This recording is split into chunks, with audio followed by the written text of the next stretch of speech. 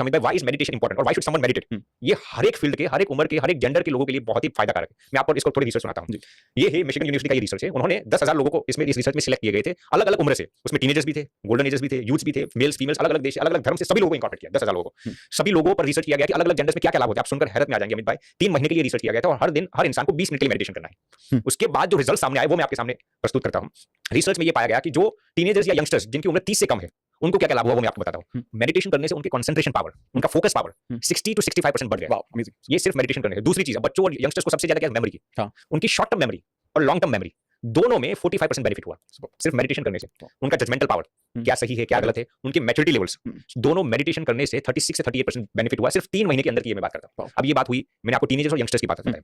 जो यूथ्स थे यानी कि 25 से 50 के आसपास, उनको क्या क्या बेनिफिट हुआ? सिर्फ सबसे पहले उनके मैच्योरिटी लेवल्स तो बहुत ही बढ़े, उनका जजमेंटल पावर भी बढ़ा, उनकी रीजनिंग की जो कैपेसिटी है उसमें 42 to 45% बेनिफिट हुआ। और जो सीनियर सिटीजन थे यानी कि 60 प्लस, सिर्फ मेडिटेशन करने से अमित भाई उनका इम्यून पावर, उनकी इम्यूनिटी के जो लेवल्स थे ना, वो 62% बढ़ गए सिर्फ मेडिटेशन करने से। इम्यूनिटी की बात करते हो, आप सोचेंगे मेडिटेशन और इम्यूनिटी क्या लेना है? बहुत ही लेना है, मैं आपको आगे समझाऊंगा। क्योंकि आपके ब्रेन को जो न्यूरोट्रांसमीटर्स होते हैं, कंसेप्ट होता है न्यूरोप्लास्टिसिटी, हम आगे चर्चा करेंगे। लेकिन मेडिटेशन करने से आपके सेरोटोनिन के लेवल्स बहुत इंक्रीज हो जाते हैं, उसकी बदौलत आपका इम्यून पावर भी बढ़ जाता है। और सबसे अंत में जो आज के युग में हर एक इंसान जो चाहता है, हैप्पीनेस के लेवल्स, जो इंसान हर दिन 20 मिनट के लिए मेडिटेशन करता है ना, उनके हैप्पीनेस के लेवल्स नॉर्मली 40 to 43% बढ़ जाता है उन लोगों की कंपैरिजन में जो मेडिटेशन नहीं करते।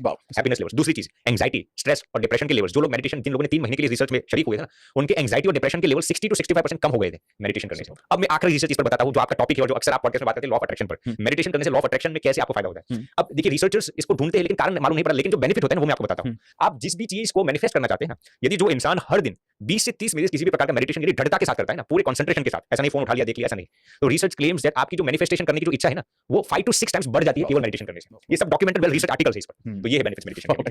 This is so good.